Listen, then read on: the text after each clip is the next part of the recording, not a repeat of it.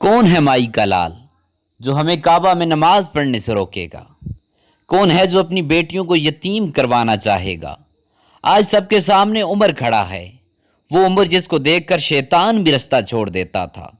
ہے کسی میں اتنی مجال تو ہمیں آ کر روکے۔ یہ الفاظ ہیں حضرت عمر فاروق رضی اللہ تعالیٰ عنہ کے، جب حضرت محمد صلی اللہ علیہ وآلہ وسلم نے کہا کہ میرے صحابہ چلو نماز کا وقت ہو گیا ہے، نماز ادا کریں۔ عمر فاروق نے پوچھا کہ ہم نماز کہاں پڑھیں گے؟ تو حضرت محمد صلی اللہ علیہ وآلہ وسلم نے فرمایا یہی کسی کونے میں چھپ کر نماز ادا کریں گے۔ حضرت عمر فاروق نے فرمایا اگر آج بھی نماز کونے میں چھپ کر پڑھنی ہے تو پھر عمر کو دعاؤں میں کیوں مانگا تھا؟ میرا اسلام قبول کرنا کس کام کا؟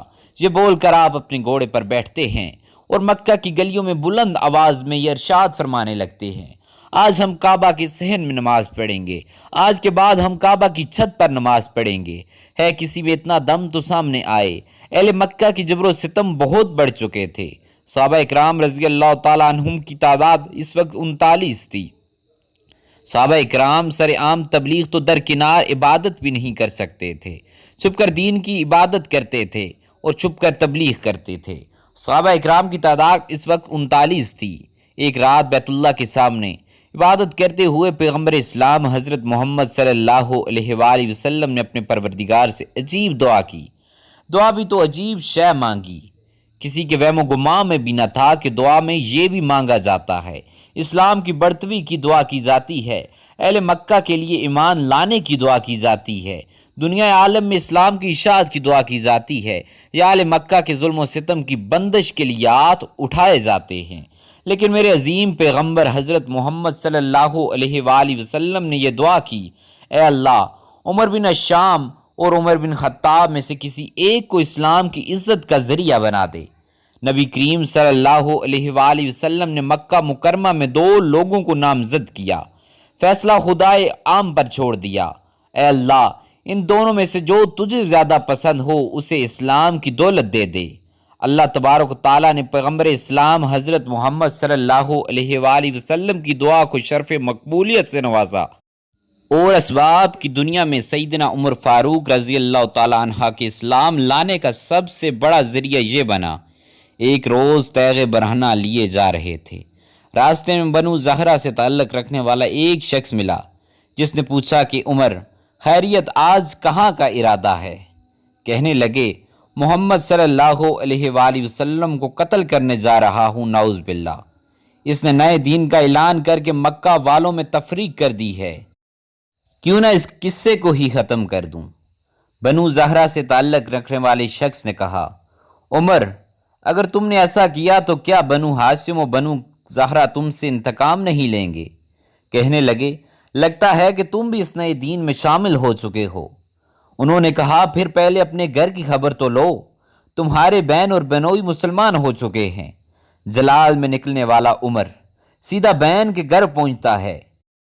یہاں سیدنا خباب رضی اللہ تعالیٰ عنہ اپنی زوجہ کو سورہ طٰہٰ پڑھا رہے تھے۔ باہر سے آواز سنی اور دروازے پر دستک دی۔ اندر سے پوچھا گیا کون؟ عمر۔ نام سنتے ہی سیدنا خباب رضی اللہ تعالیٰ عنہ چپ ہو گئے۔ عمر نے آتے ہی پوچھا تم لوگ کیا پڑھ رہے تھے؟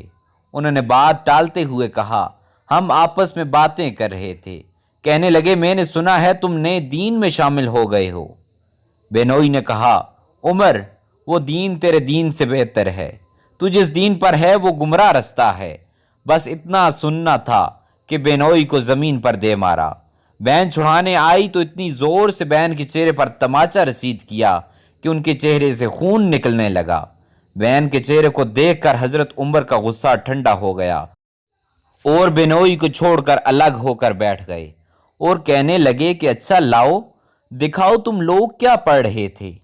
بہن نے کہا کہ تم ابھی اس کلام کے آداب سے ناواقف ہو۔ اس کلام مقدس کے آداب ہیں، پہلے تو تم وضو کرو پھر دکھاؤں گی۔ انہوں نے وضو کیا اور سورہ طٰہٰ پڑھانی شروع کی۔ یہ پڑھتے جا رہے تھے اور کلام الہی کی تاثیر قلب میں متاثر کیے جا رہی تھی۔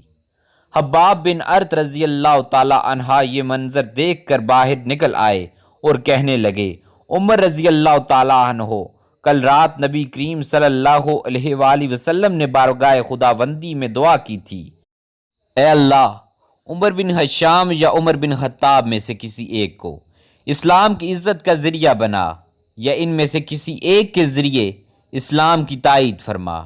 اے عمر، میرے دل نے گواہی دی تھی۔ یہ دعا پیغمبر اسلام حضرت محمد صلی اللہ علیہ وآلہ وسلم نے حضرت عمر بن خطاب کے حق میں پوری ہو گئی۔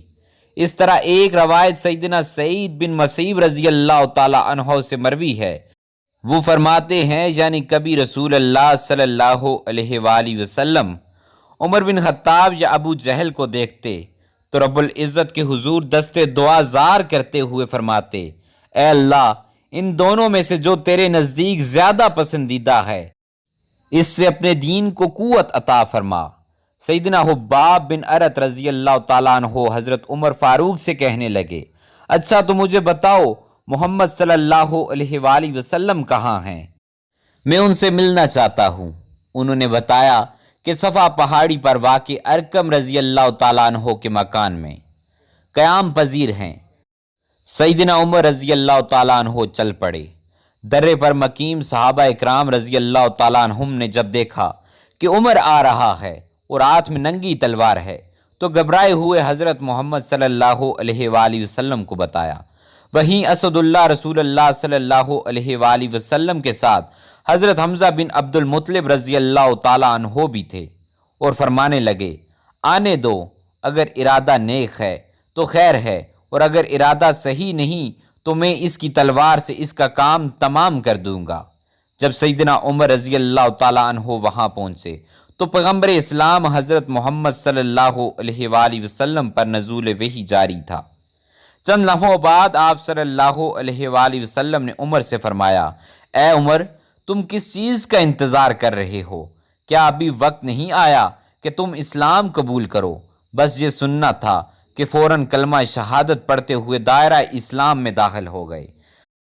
اصحاب رسول صلی اللہ علیہ وآلہ وسلم نے حضرت عمر رضی اللہ تعالیٰ عنہ کے اسلام قبول کرنے پر خوشی محسوس کی اور نعرہ تکبیر بلند کیا کہ صحن کعبہ میں بیٹھے ہوئے کفار اور مشرکین نے بھی سنا، اور اس نعرے کی آواز سے وادی مکہ گونج اٹھی۔ نبی کریم صلی اللہ علیہ وآلہ وسلم نے سیدنا عمر کے سینہ مبارک پر دست اقدس رکھا اور دعا فرمائی، یا اللہ، اس کے سینے میں جو کچھ میل کچیل ہے اسے دور کر دے اور اس کے بدلے ایمان سے اس کا سینہ بھر دے۔